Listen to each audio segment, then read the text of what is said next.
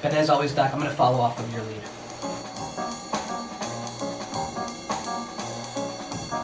Over there. That. There. Can I do a censorship? You're. Go ahead in 5, 4, 3, 2.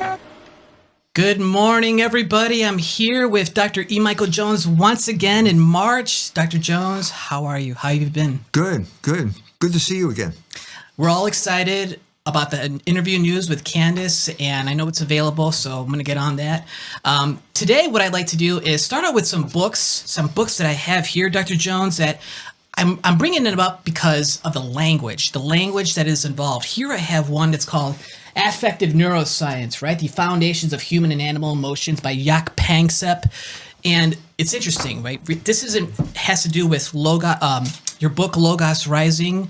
It has to do with Aquinas and the language. They can't get away from it as much as it can. This is somebody who comes off as secular. He does his best to avoid creationism, all kinds of word salad and mental gymnastics. Here's one example, Dr. Jones. In the chapter, The Varieties of Emotional Systems in the Brain, the author writes, the fear system, a fear circuit, was probably designed during evolution to help animals reduce pain and possibly of destruction. That's just one example of many. Yeah, well, designed by whom? This is preposterous. So what you're saying here is evolution is God. That's what you're saying. So if you have the proofs for the existence of God, Aquinas will finally end them by saying, and this is what all men call God. So, nothing comes from nothing. There is something. Therefore, there was never nothing. This something could not bring itself into existence because it would have to exist before it existed. Exactly. The thing that, what then brought it into existence, it ends by the quote, this is what all men call God. So you don't have to use the word. It's clear in Aquinas' proof, you don't have to use the word, but you're using the concept. And the whole sleight of hand here is using the concept, but attaching it to a materialist explanation that can't explain it. So designed by, you just gave it away. Of course it was designed by someone, and that someone is God. And if you're calling him evolution, what you're really saying is evolution is God. It's that simple. Totally agree, Dr. Jones. Here's another one. They can't escape the language. Studying neuroanatomy entails an almost endless exercise in relating arcane nomenclatures to the topographic landmarks of a very complex organ. Brain structure comes to mind the wonderful intricacies of medieval cathedrals. A grand and stately order repeats itself in general plan from one mammalian species to the next, but variety is always there. These authors, secular as they may be, they can't help but, it's like they didn't describe it as a farm. They didn't describe it as some modern building. He chose unwittingly a cathedral. And it makes me think of your seminal book, The Dangers of Beauty. And they can't get away with that. And they can't help themselves. Well, beauty is a transcendental. So whenever you are in the presence of the good, the true, or the beautiful, you're in the presence of God. That's why they built cathedrals, because you walk into the building and you're in the presence of God because you're in the presence of beauty. And the music will reinforce that and everything will reinforce that. That's why you go to a church.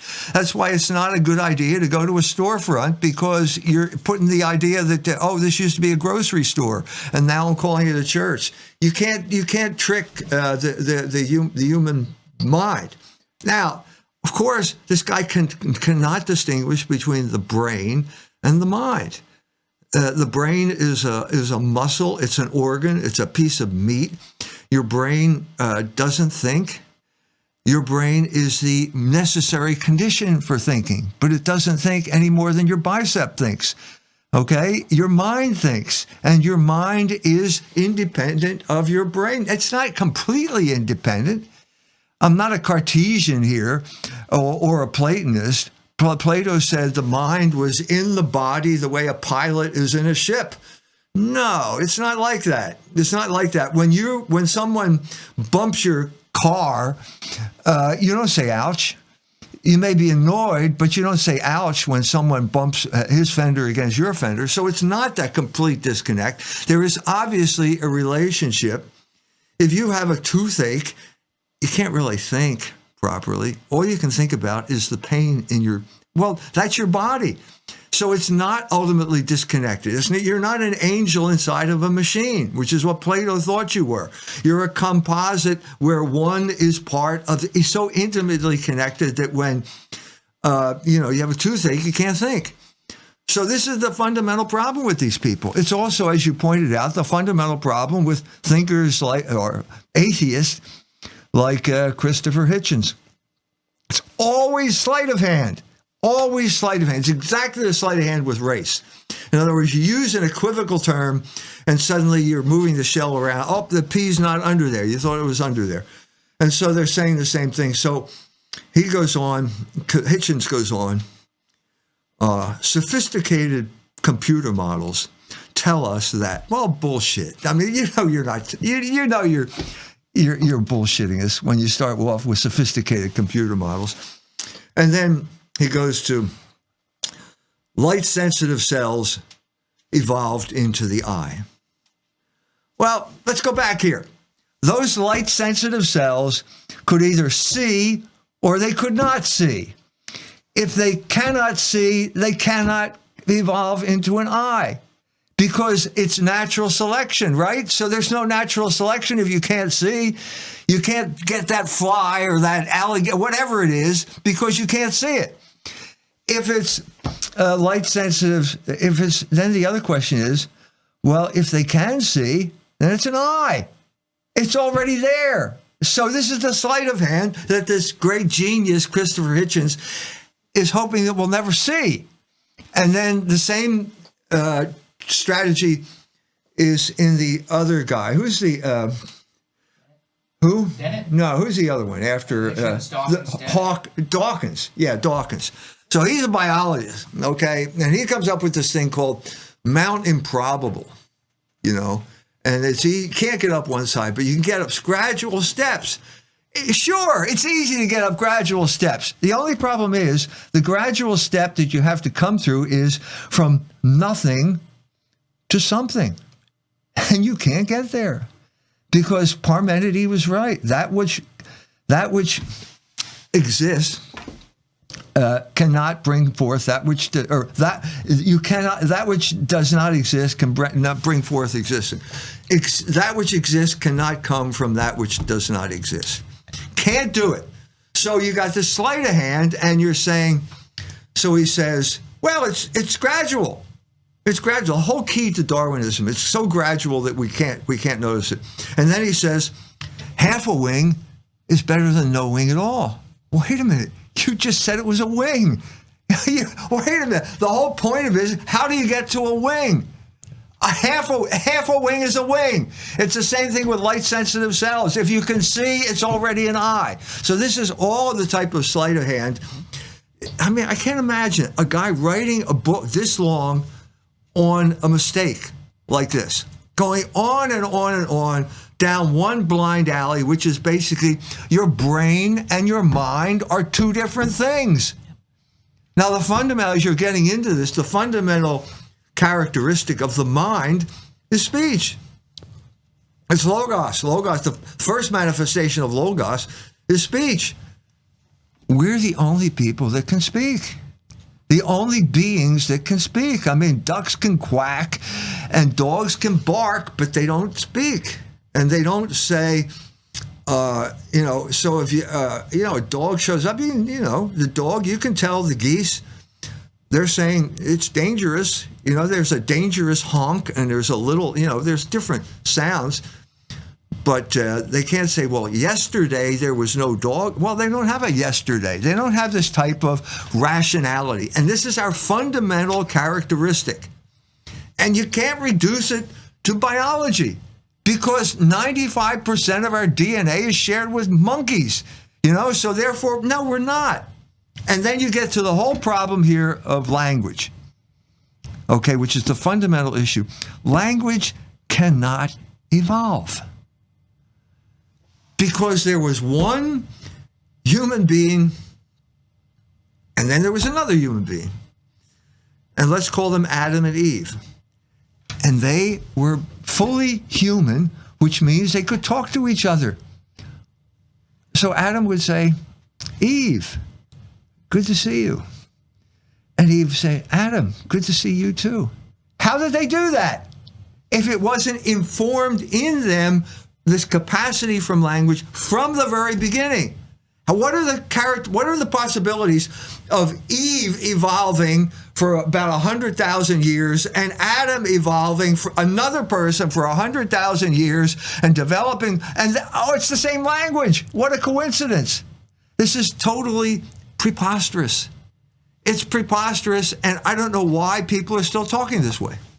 Dr. Jones, and this is where, and you spoke about this before multiple times, what ends up happening, because these people are never short of chutzpah, is that... Can I interrupt you? Please do. Chutzpah. Thank you. I wouldn't want to offend anybody here. Some Jew will make fun of you if you say that. Okay, here we go. Chutzpah. Got to work on that.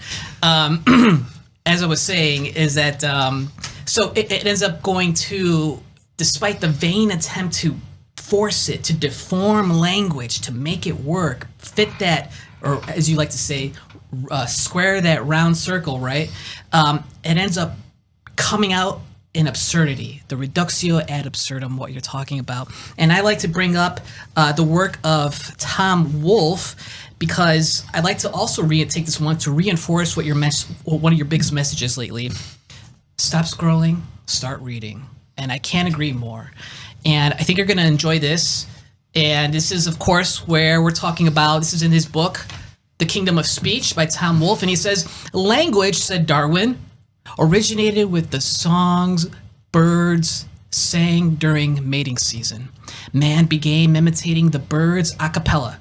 By and by, he started repeating certain bird sounds so often they began to stand for certain things in nature. They became words in embryo, and man began creating a musical proto-language.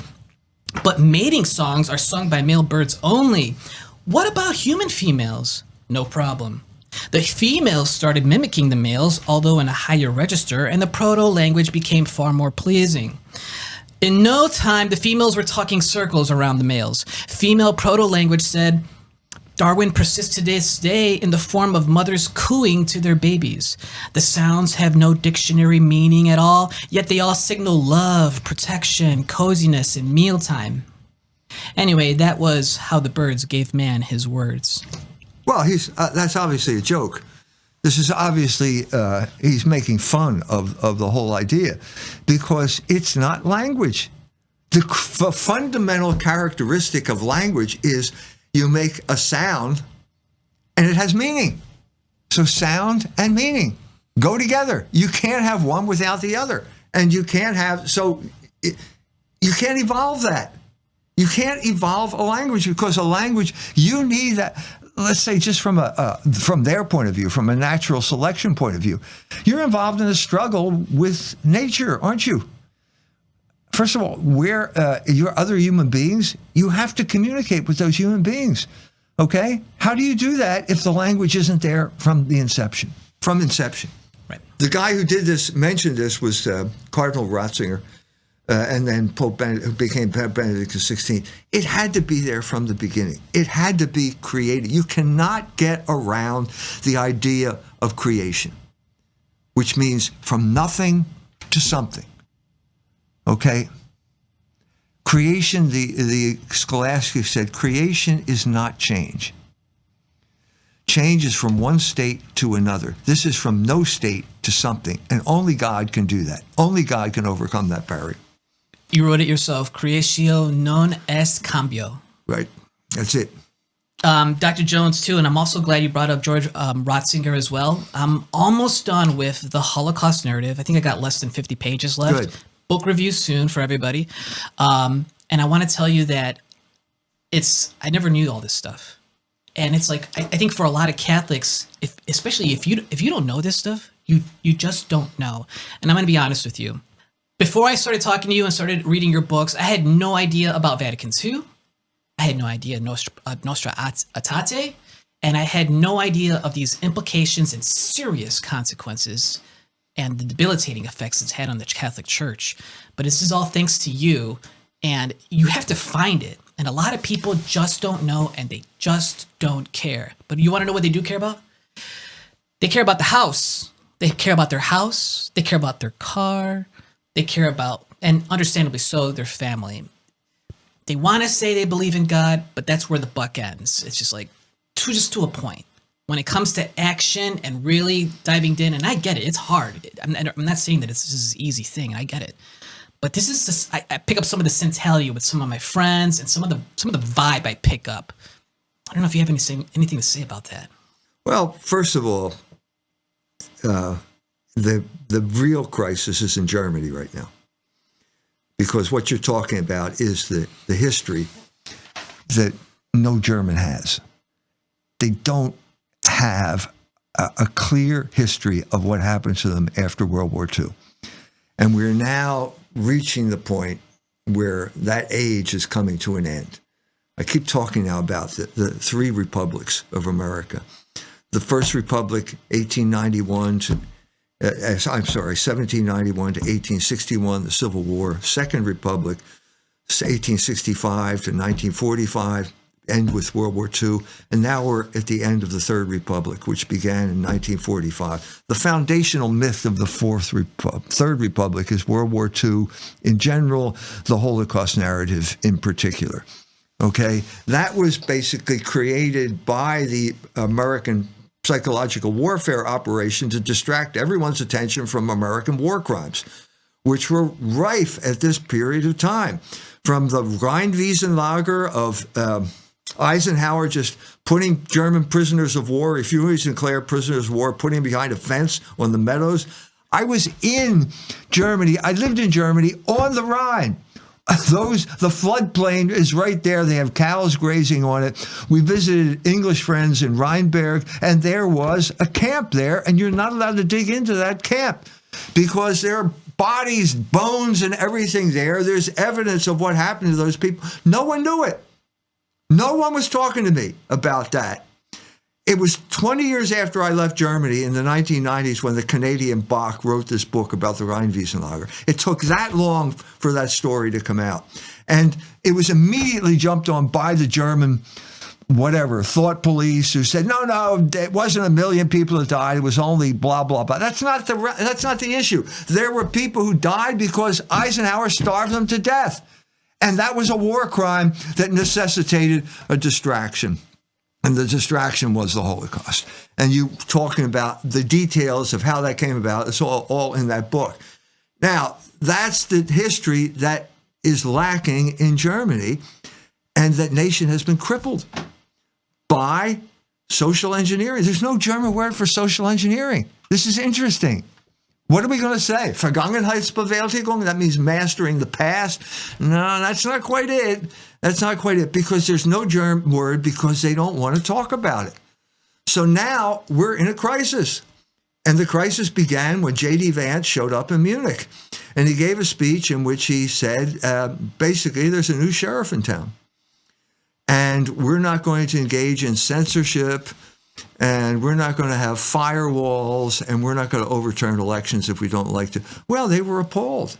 They were appalled. Now, of course, Mr. Vance, I have a question. Who's the main group in charge of censorship in the United States? Are you going to talk about the ADL? Oh, well, no. This is the whole problem with the Trump administration. It's completely incoherent because they won't look at the question. Well, the question is unavoidable now. It's unavoidable. Don't ask me. Ask Jeremy Boring, the guy who created the Daily Wire. It happened last week, where basically Candace Owen did an interview and Joe Rogan talked to Ian Carroll on Joe Rogan. The Pope should go to Joe Rogan. Pope would be bona fide if he were interviewed by Joe Rogan, because he grants legitimacy to everyone. And now he had to admit that there was this thing called the Jewish question. Really quickly, I love it, Dr. Jones, but this I can't believe this is the state of affairs. Like, this is it. It doesn't matter, like someone like the Pope with his esteem of an office doesn't even get the credit. It's like, to actually get to the world, you got to go on Rogan. You got to go on this show. And it's like, why is that? It's like, this is the reality of it. And it's just wild to me to think about. Well, it's always been control of information. And now there's a new technology for controlling information. So we've already moved. What's the quintessential art of communication artifact of the Second Republic, beginning in 1945? It's television. Well, television, you just kind of sit there and you go, that's it. You have no feedback. Well, now there's feedback because we have the internet. This is the new paradigm of, well, now they're trying to figure out how am I going to control this? And it's not as easy to control because it's much more decentralized. You had growing up, we had three choices: ABC, NBC, and CBS. And they all said the same thing. And so the fundamental challenge for me when I got married was no television. I'm not going to allow the television into my house. My children grew up without television. That was simple. Well, you're always being outflanked. And the first thing that outflanked it was the VCR. And I thought, well, what can be bad about watching Mary Poppins, right? Or something. Well, it's not that simple. Because the technology, it's just what McLuhan said, the medium is the message. And so what you're seeing here is, as you said, with scrolling, there's something problematic about scrolling. Even if it's just, crocodiles eating zebras. You're wasting your time, first of all.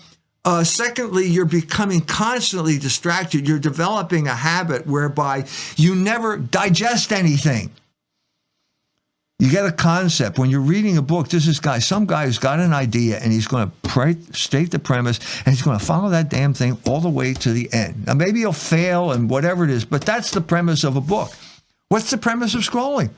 It's one damn thing after another. You never reach any conclusion. And by the way, I forgot why I started. And I'm so distracted I can't think anymore. So this is the challenge of the Fourth Republic. And I like to build off of that, Dr. Jones. I think you're spot on with the scrolling thing, and I couldn't agree more. But modern man has so much afflictions, self-imposed and otherwise, that it has to wrestle with. And what we're talking about is, and Gary Vaynerchuk talks about this. He's one of those big social media guys, a huge deal, right? And he's been doing this social media thing for years now. And he says, the currency, what we're talking about is the currency is attention. How are we going to get people's attention, right? And not only that, but people's attention spans are absolutely fried 20 years ago. And here we are now. And it's so, what ends up happening is, I think so much of the appeal, especially when you're trying to get someone's attention, is the bombast, the outlandish, the outrageous. That's what gets attention. Not only that, you combine that with people who want action now. They don't want to wait for somebody or whatever. They look to the past and they look for men of action. And then they fall, if they're secular or if their faith is weak, they fall towards the Hitler trap and they say, "Oh man, this is finally what happened. We need more of this. We got to watch the Days of Europa or the Last Europa, whatever, on repeat. We've got to. This is somebody." They don't have time to go back and look at maybe scriptures, maybe because there's some guy is in a Nazi uniform next to some tanks, right? That's pretty cool. I'm just joking, right? But are those same people, that same mentality, gonna open up and read the Psalms? I just don't see it happening. What about the Holocaust narrative? I got into big trouble because I said Dachau. I'm only supposed to say Auschwitz because this is the way they hijacked the Holocaust narrative. Dachau was full of Catholic priests. Well, what did the white boys say to that? Well, they were all criminals. Well, wait a minute. That's what you say. That's what the Gestapo said. Were they? Because it introduced an element that broke up this bipolar narrative. And the bipolar narrative is always ready to be flipped. That's exactly what happened in our day. So I spent a lot of effort writing the Jewish revolutionary spirit to extricate the question from the racial swamp. I said it's a theological issue. It's rejection of logos. The question can't be avoided. So what are the algorithm manager's doing. Okay, well, we can't stop it now. We'll redirect it. So we'll just take it one step further. And so, yeah, we all want to our culture. But in order to be serious about the Jews, you have to support Hitler. Well, wait a minute. No, stop. What are you doing here? That's exactly what happened over the past 6 months, past year. You go on Twitter, there's always something about Hitler on Twitter, because they want to drive this narrative back into the racial swamp that I extricated it from. And to be perfectly honest with you, there's a lot of similarities between Jews and Hitler. They both think that they are the master race, and Hitler probably got it from the Jews. There are lots of guys who did I just see doing this? I think it was Theo Vaughn, who's saying, we would do well to imitate the Jews because they really stick together and we need to stick there. Who's the we? Is it white boys? Who's the we here? Paleface? What do you mean we, paleface? Who's the we? And this is the fundamental battle over the internet right now. The algorithm is going to create the we. And the we is now white boys, or it's this, that, and the other thing. And that's precisely the struggle. You're absolutely right. And this revolves around this idea that you wrote about in the Holocaust narrative, which is the idea of Catholic unity, right? It's always undermined. And it's frustrating because as Catholics, we could do so much more if we stop bickering about whether I hold my hands like this during Mass or if I hold it like this during prayer, right? Whether or not I get on my knees for the Eucharist or if I take it by the hand, I get it. But people will eviscerate each other over these little things. Right. And meanwhile, we're getting hosed by all this thing that's anti-culture. And then I can't and then I look to my Catholic brother, who I think is my Catholic or Christian brother. He doesn't want to do anything to me because I'm brown. And he's just like, as far as I can tell, you're another Mexican illegal. I don't want anything to do with you. But, oh, my goodness, I am also a believer in God. And it's like, you're not fooling anybody. Right. And it's frustrating and it's disheartening, but it is what it is. I'm not going to make excuses for them. I'm more along the lines of like, hey, everybody has free will.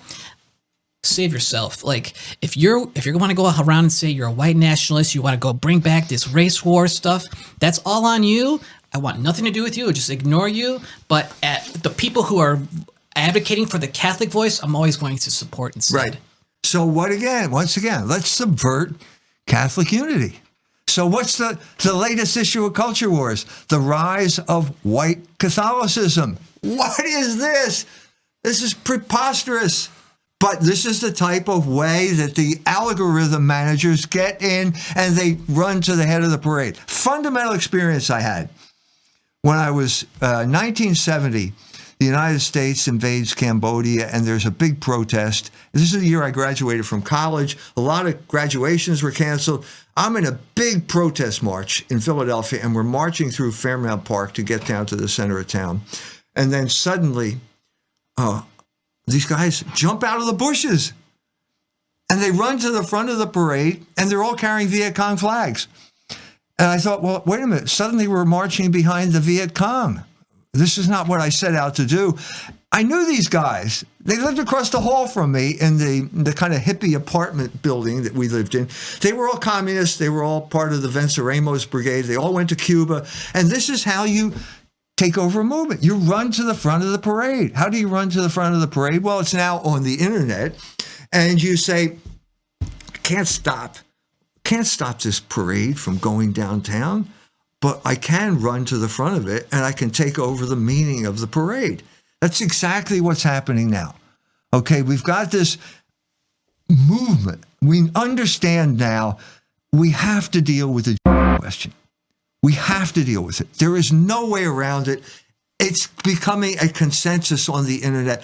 The question is, how are we going to deal with the question? Well, we're all going to become Nazis. Well, then you just destroyed the movement. I went through this thing with this Converse conference in Kentucky. He's serious. He's a Pashtun. And the people who show up are talking about white guys and how we white people have to stick together. What's that got to... Converse, tell me, when did you become white? I thought you were a Pashtun from Afghanistan. When did you become white? I said, this will kill the movement. If you make being white, which is a fictitious character anyway, as the common denominator, the litmus test of whether you're serious about the question, that's ridiculous. It's a way of co-opting the whole thing, and I think that's exactly what's going on now. Some guy is saying, there's white people can be Catholic. No, white Catholic is a contradiction. You can be a German Catholic, you can be a French Catholic, a Mexican Catholic, but you can't be a white Catholic because white is representative of a racial ideology that is antithetical to the Catholic faith. You can't have a Catholic faith for one group of people. You want a one group of people religion? That's Jews, that's the Hebrews, that's the Jews, that's the Nazis, and everybody longs for this ethnic religion. The Orthodox have their ethnic religion. That's not the universal church that Jesus Christ founded. It can't be that way. And that's precisely where we're being sidetracked when it comes to dealing with your demographic of people who are totally confused about their identity. And you're right, and this is evident, and it's palpable, and the machine doesn't like it. The social media machine, the platforms. So what happens to me with our interviews? I get Shadowban, which means it's a covert way of limiting my reach, where I don't get as much reach in terms of people and audience. Or what's happening, and I also made a video on this on Twitter, I'll get an automatic, what appears to be a porn bot or some sort of bot, unless it's a real person that's it, soliciting their OnlyFans account for nudies and whatnot. And this is a mechanism that's instantly like when I post something, and it doesn't have to be politically related. I can post something about a burrito I had, and next thing you know, I'll get this instant like, and it's a porn bot. It's like, oh yeah, come on over, check out my OnlyFans. And this seems to be a flag. I was talking to other people on X, and this is the sort of thing that's happening to many other people, and these are those censorship fence. It's there, and it's all but electrical at this point, and that's also not helping things, and it is what it is. Yeah, it's because I hate to say this, but it's because of me. Anytime you do anything with me, there's going to be an alarm that goes off somewhere, and the people are going to be warned. So, okay, you did it once, don't do it again. Look, I'm not making this up. I had this experience with Jason Whitlock. Jason Whitlock had me on. Let's be honest. He didn't know who I was. I didn't know who he was. I didn't even know he was black. I just, Jason Whitlock, great. He's a sports commentator. He has me on. And suddenly we are clicking. And we're having a meeting in the minds, and I'm talking about the Harlem Renaissance, and his eyes are lighting up, and I'm talking about the controlling black identity, and he's getting, and then suddenly, the next day, 10 articles immediately come out attacking Jason Whitlock because he contracted ritual impurity by being associated with me. What is this? What's going on here? And so he's taken aback. He kind of does a kind of apology, and he's there. There's a pressure on him now. Look, somebody comes and look, you're a sports commentator. What's this got to do with him? Just don't rock the boat. Just stay in your lane. Keep focusing on that, and everything will be okay. Well, that's what happens. That's what happens. And so what you're seeing is the formation of a counter movement. What is it? Nazis? White Catholicism? Let's get out in front of that. Let's block that movement now. That's the a cover story on this month's Culture Wars magazine. There's always a guy who's thinking 2 steps down the road. Like we're all playing checkers and he's playing chess, and he realizes that we can't stop it, but we can redirect it. And that's precisely what's going on now. And it's not working. They're trying, and it's not working. You're right. You're absolutely right. We've said this many a time before, but that cat is not going back in that bag. No.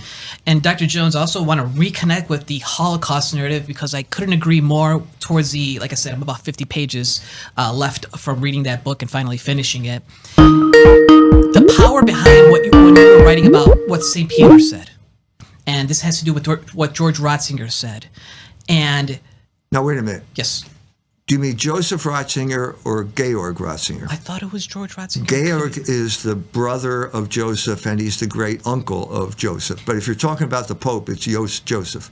I don't think it's Joseph. I thought it was George Ratzinger, but the idea. Oh, you mean the great uncle who wrote the book Jüdisches Erwerbsleben? I think so, yes. Okay, all right, that's fine. And Okay, good. that's the context. And I want to tell you how strong that was as far as I haven't read the whole Bible, and it's something I've been trying to do, right? And so when I read that, I was reading that stuff for the first time, these powerful message, what St. Peter said to the Jews.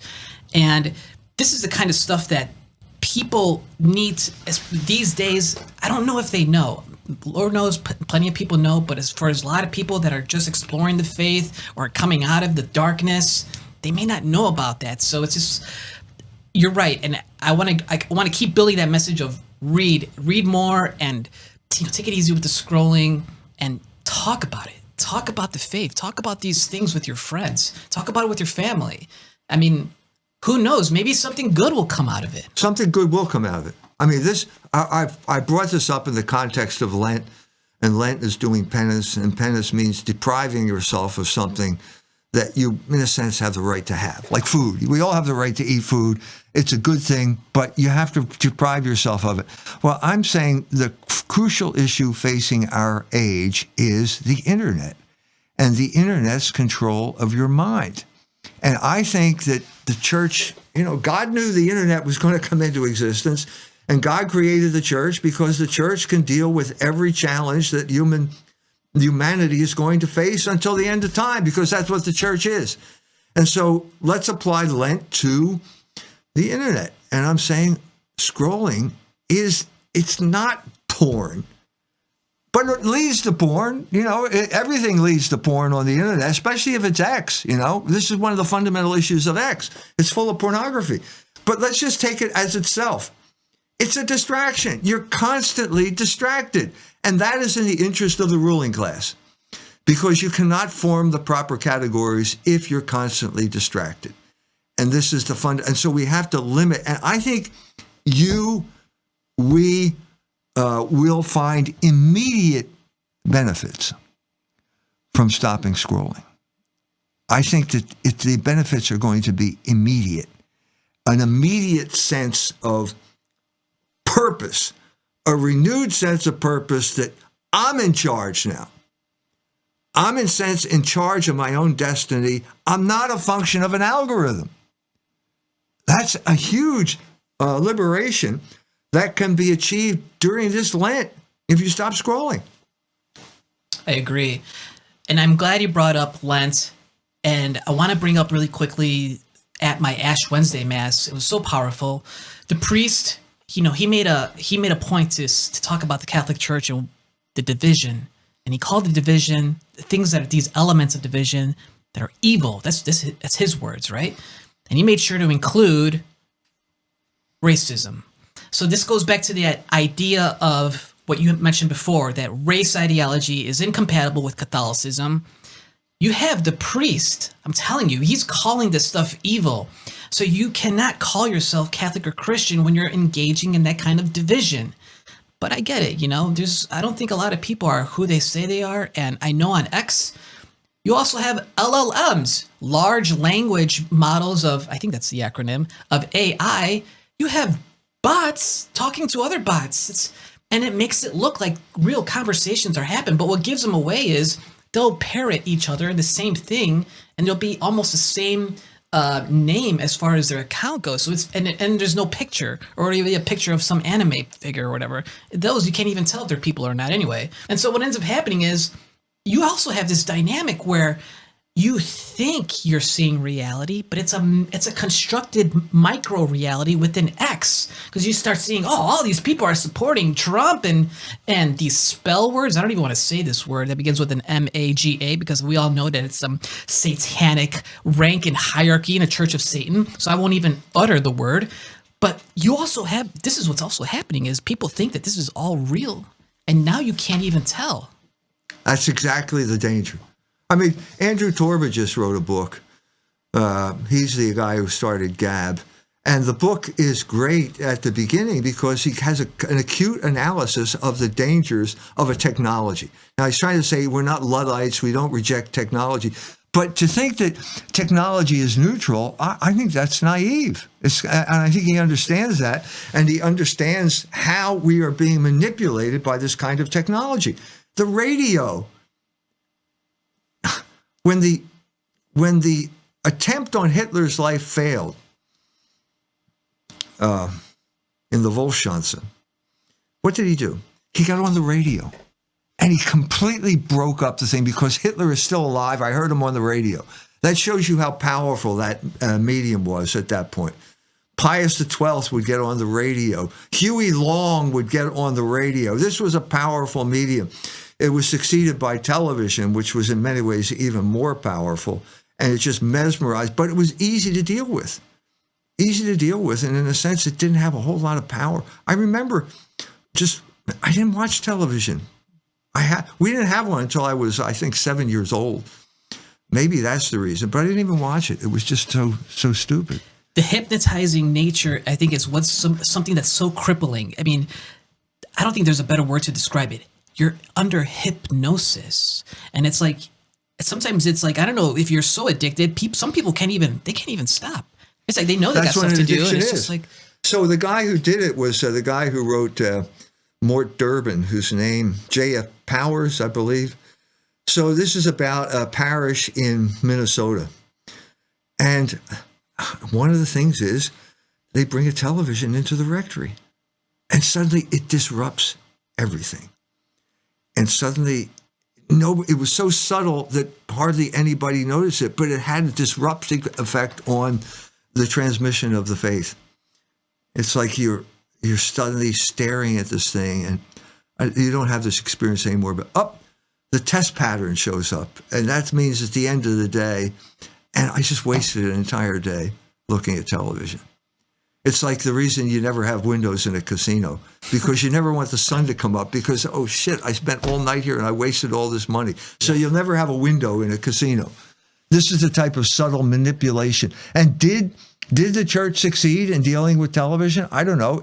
I don't think, are they succeeding with the internet? I don't think so, because they're not dealing with the fundamental reality. I just did a podcast yesterday about, well, why are Catholics leaving the church? The main demographics that's leaving the church is 18 to 24-year-olds. Why are they leaving? Well, Pew says it's sex. Well, what? No, it's not contraception. This is 60s Pew survey. They've been beating this drum for 60 years now. If only the church changes the teaching on contraception, everything will be fine. So go along with the crowd. Well, they never did that. And now it's sex. It's not contraception. It's pornography. And the world that you are creating for yourself, it's a crucial part of this world of illusion. I mean, God bless Nick Fuentes. I wish he would, I'm your friend, Nick. I'm a Catholic. You're a Catholic. Why are you dragging race into this issue? And why are you getting upset because I'm calling you on this? Why do you have a grifter like Jared Taylor showing up at your conference? These are all things that we have to be able to discuss, because you're creating a bubble here, okay? An alternative universe, an identity that is based on avoidance of reality. The church is going to have to come to grips with this. We are going to have to, and so what is the fundamental reality in the alchemy of events? Okay, you're stuck on the internet. Oh, wait a minute. Now there's a new category. It's Jews. Wait, we can talk about Jews on the internet. Let me just follow this down the rat hole. Oh, it turns out the Jews are behind pornography. I didn't know that. And they're behind abortion because you can type in Jews and pornography on X. It's a category. This was not a category.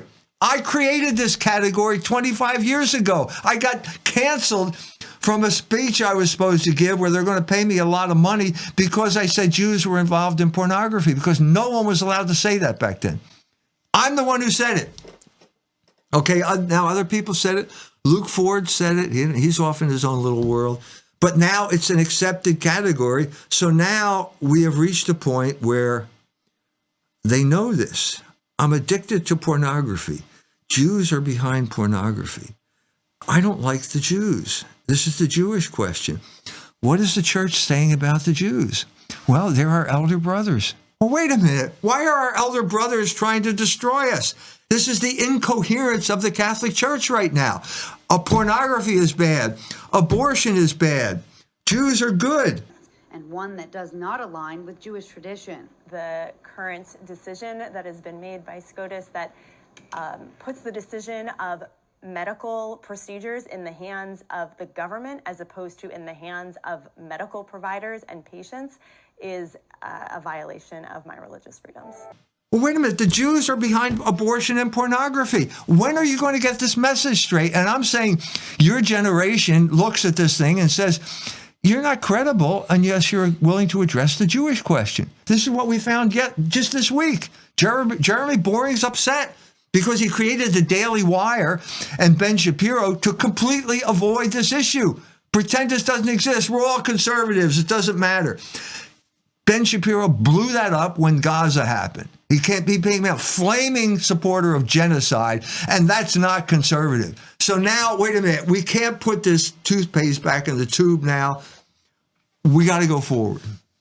We got to go forward, and we have to go forward understanding the reality of the situation, which is you can't say the Jews are our elder brothers, but pornography and abortion are bad, because this group is the main supporter of that group, and it's incoherent. We have to have a coherent plan now.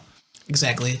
And I love that your brilliance once again shines through it towards the end of the whole book of the Holocaust narrative, but especially towards what you get at, and you bring up it's one of its zenith peaks of the absurdity is, and I couldn't agree more, the Pope, the Gospels, dialogue with the Jews. You can't have both as far as what you're going to adhere to, because as you pointed out, if you repudiate the Gospels, then you repudiate the whole faith. And it's like, wait a minute.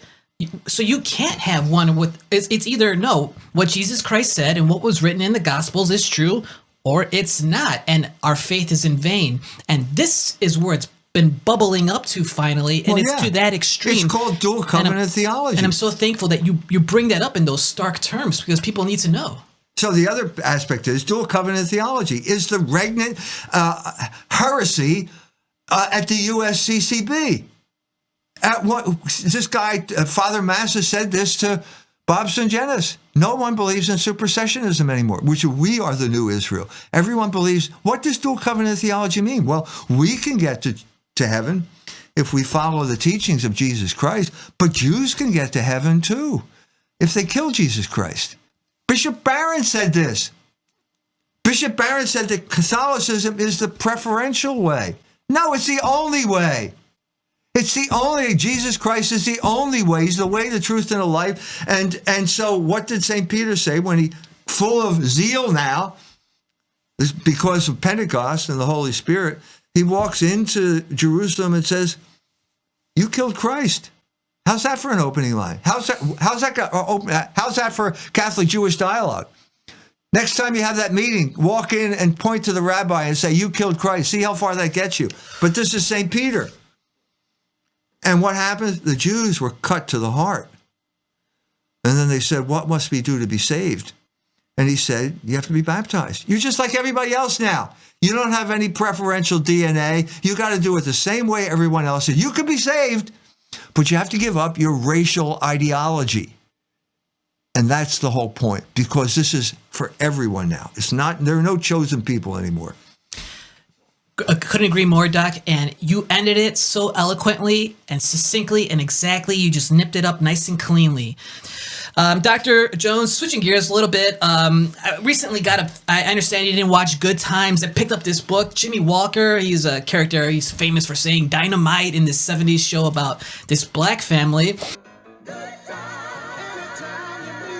And growing up in Chicago, pure dynamite! Was okayed by Norman Lear, such shows as Stanford and Son and Did All he in the produce Family. the Good Times? Yes, sir. And I thought, so Jimmy Walker, black fella, black stand-up comic, and we talk about race, we talk about these things, and I thought it'd be fun to kind of share some bits here because these are relevant, pertinent to the conversation here. And he writes, "What I have understood my entire life is that I am an individual. Each of us is an individual. Each of us makes choices in life, and we are responsible for these choices. Blaming race, our parents, our economic status, whatever is common today, but they are all excuses for not coming to grips with our own lives and our own freedom to choose." And I think that it goes back to the idea of free will. And so I wanted to connect with that as well. Well, I think you're talking about the difference between the inside and the outside. Mm-hmm. People look at you from the outside and they make a decision about you and they put you into a certain category. But that's not really, that's their attempt to form a category. It's not you. It's not your identity. You have a different identity. So it's like Chicago. I've said this before, but, when Martin Luther King showed up in Marquette Park, before he showed up, everybody thought they were Lithuanians. That was their identity from the inside. They spoke Lithuanian, they were immigrants, and so on and so forth. When a black man shows up, they immediately become white.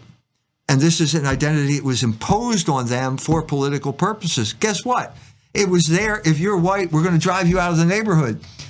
Because if you're white, you're a racist. And if you're a racist, you have no reason to exist. You're violating the laws. That's exactly the purpose of this manipulation of black and white. It always leads to conflict. And I'm glad you brought that up because the language itself, Dr. Jones, did you know that you could be too black? That you could be too white? That I could be too Mexican? Listen to this, and this just connects with your point brilliantly. From Jimmy Walker, he says, "The days of the police in the South setting dogs on blacks were gone, but they were not forgotten. We would overhear adult whites at the show say, quote, 'We're going to hear some nigger music tonight,' or 'I can't stand that nigger music. I took my kids here because they wanted to, but I told them don't touch any of them and don't let them sweat on you.'" Jimmy Walker writes, "Their best compliment was, 'These are white niggers, the ones you hear on the radio. They're all right. But the kids, both black and white, love the music, and to some extent that music helped change the attitudes of whites for the better eventually.'" So you have this curious thing of this sort of acceptance into society, but as long as you don't act a certain way. Who were these grown-ups in the room? Who were they? On the radio, they're all right. Go back to before that. We could overhear adult whites at the shows. Adult whites. I'm going to make a wild guess, okay? Who are the adult whites in the room? It's like Norman Lear. They are the people who produced these shows. They are the people who weaponized race, and they were the people who benefited from the weaponization of race. And they can't help themselves. Why? The second episode, Dr. Jones, of Good Times, they had JJ, the character. He's an artist in the show, and the second episode, they made him draw Black Jesus. We can use all the help we can get. Dynamite! What is this thing with making Jesus to be black?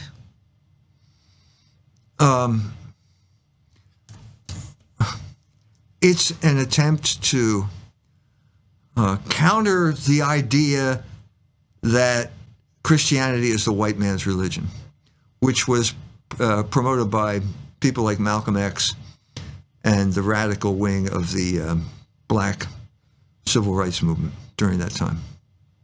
So it's a mistake. It's a mistake because what you're doing is you're trying to create an ethnic religion once again. This is the antithesis of Catholicism. My forebears had to give up, in some sense, their barbarian culture in order to become Catholic, but they became stronger because of what they gave up. You always have to give up something, and this idea of ethnic superiority or racial superiority is something you have to give up. You can't take that into the church with you. We have a converso problem now because they're want to bring privilege into the church after they become Catholics. Dawn Goldstein comes to mind. She's always accusing people like me of being anti-Semites, attacking fellow Catholics according to criteria that you should have left outside when you entered the church, like privilege. Dr. Jones, do you have any final words to kind of wrap it up for today? Yeah, I mean, we're in Lent. Stop scrolling. Start reading. And you will be amazed at the change in your life. The renewed sense of purpose that you have that will replace that sense of discouragement, which is the natural result of being a pawn of the algorithm. It's that simple. Dr. Jones, I want to thank you, and I want to thank Mike. I want to thank you again for all your work and your videos, your speeches every Friday. Catch them on Cozy. Go to culturewars.com. Get a Culture Wars magazine. You get it every month. You're going to get some great articles, not only by E. Michael Jones, by other authors as well, such as I think it's Dr. Tracy. There's really great articles, and it's me again. I am Chicago talk show host. All 5 of my previous interviews with E. Michael Jones are all free on my YouTube channel, as well as on his website, culturewars.com. Thank you so much. God bless. Thank you so much. All right. All right. That's a wrap. You know, Doc, you also